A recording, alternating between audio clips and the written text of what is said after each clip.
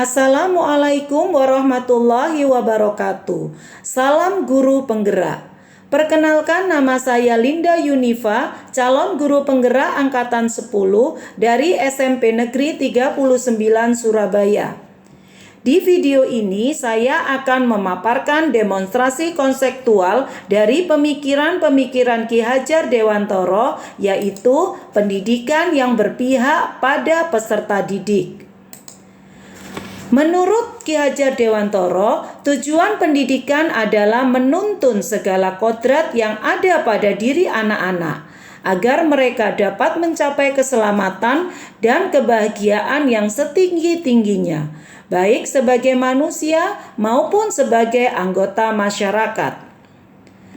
Menuntun di sini berarti tindakan pada anak mengacu pada kegiatan membimbing dan memandu anak untuk mencapai tujuan pendidikan yang diinginkan. Sebagai pendidik dan orang tua, kita bertanggung jawab untuk membantu mereka mengembangkan pengetahuan dan keterampilannya agar anak mencapai kesuksesan di dunia dan di akhirat. Anak diberi kebebasan untuk berkreasi seluas-luasnya. Namun, pendidik harus menuntun, mengembangkan agar anak tidak kehilangan arah dan tindakan yang membahayakan dirinya. Sesuai dengan pemikiran Ki Hajar Dewantara, guna mewujudkan pendidikan yang berpihak pada peserta didik, seorang guru harus 1. Guru harus berpihak pada murid. 2. Guru harus bisa menuntun murid sesuai kodrat alam dan kodrat zaman, serta menebali lakunya. 3. Guru harus bisa memahami karakter dan kebutuhan murid. 4. Guru harus mampu memahami tujuan pengajaran. Hal ini guna mewujudkan peserta didik yang memiliki kemampuan pengetahuan atau intelektual di bidangnya, dan peserta didik mampu memiliki budi pekerti atau karakter profil pelajar Pancasila. Masih ingat semboyan yang digaungkan oleh Bapak Ki Hajar Dewantara bagaimana peran sebagai pendidik? Yang pertama, ing ngarsa sung tulodo, artinya guru harus mampu memberikan tauladan atau contoh baik kepada peserta didiknya. Bukannya tauladan adalah kurikulum yang tidak bisa tergantikan. Yang kedua, ing madya mangun karso, artinya guru harus mampu membangkitkan semangat atau motivasi peserta didik untuk terus belajar guna mencapai tujuan hidupnya. Yang ketiga, tutwuri handayani, artinya guru harus mampu memberikan dorongan atau arahan kepada peserta didiknya.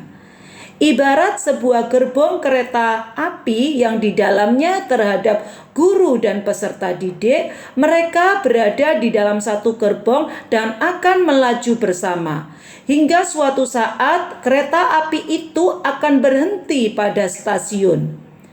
Artinya, anak-anak tidak akan selamanya dengan kita. Ada satu masa mereka akan lepas dari kita. Untuk itu, di saat mereka bersama kita, mari pastikan kita memberikan dorongan atau memberikan yang terbaik untuk menuntun mereka, walaupun hasil didikan kita tidak bisa kita panen secara instan. Namun ternyata masih banyak guru-guru yang belum paham tentang pemikiran Ki Hajar Dewantara. Masih banyak guru yang mengajar dengan metode teacher center.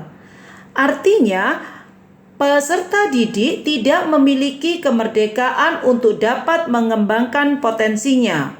Bukanlah teacher center pada saat ini sudah tidak relevan dengan perkembangan zaman dan karakteristik peserta didik.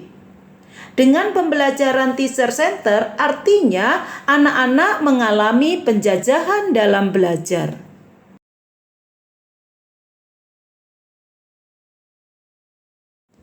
Agar dapat mewujudkan suasana pembelajaran yang berpihak pada peserta didik, di sekolah saya menerapkan pemikiran-pemikiran Ki Hajar Dewantara melalui 1. Kegiatan pembiasaan pembentukan karakter, yaitu budaya 5S, senyum, sapa, salim, salam, dan santun. Yang kedua, budaya literasi dan budaya peduli lingkungan. Yang ketiga, kegiatan ekstrakurikuler, yaitu untuk kenali bakat dan minat peserta didik.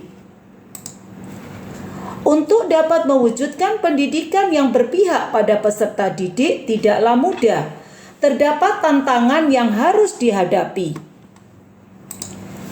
Tantangan tersebut adalah dari peserta didik, masih rendahnya minat dan motivasi peserta didik dalam mengikuti program-program yang diselenggarakan sekolah. 2. Masih minimnya peserta didik untuk berliterasi. Dan yang ketiga, masih rendahnya kepercayaan diri peserta didik untuk aktif dalam diskusi kelompok. Tantangan dari guru yaitu kemampuan yang masih belum memahami pemikiran-pemikiran Ki Hajar Dewantara, yaitu pendidikan yang berpihak pada peserta didik.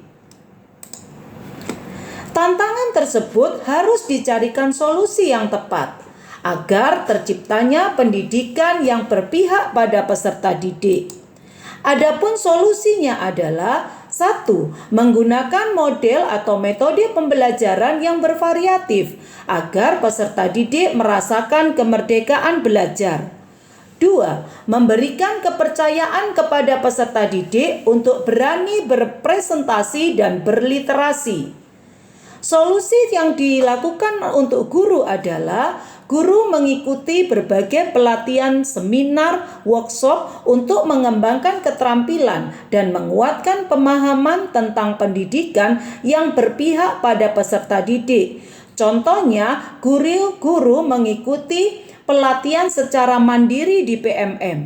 Dan yang ketiga, guru harus konsisten memberikan tauladan kepada peserta didik. Menuntun benih, wujudkan generasi.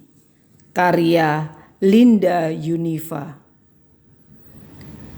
Lihatlah benih-benih ibarat generasi. Pandanglah keberagamannya sebagai karunia ilahi Robbi. Bertumbuh indah di ladang si petani, alam pun menjadi saksi. Ragam budaya yang tumbuh mengikuti, bukanlah itu sebagai penguat hati. Namun, terkadang kita memaksa, padahal kodrat alam begitu nyata. Mereka ibarat kertas yang penuh dengan tulisan-tulisan buram yang syarat akan makna. Pendidiklah yang menebalkan tulisan-tulisan itu, memunculkan potensinya hingga menjadi pribadi yang penuh talenta.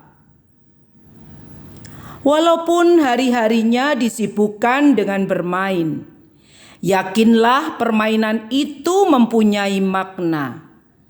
Yakinlah kita bisa berpihak pada mereka, mengembangkan bakat dan minatnya lewat kearifan lokal yang menjadi identitas budayanya.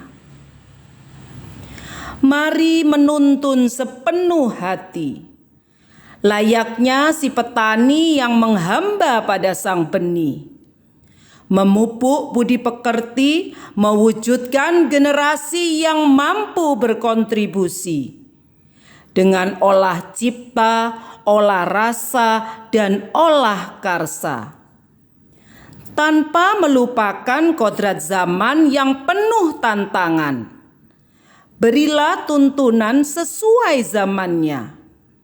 Berilah pembelajaran yang nyata dan bermakna.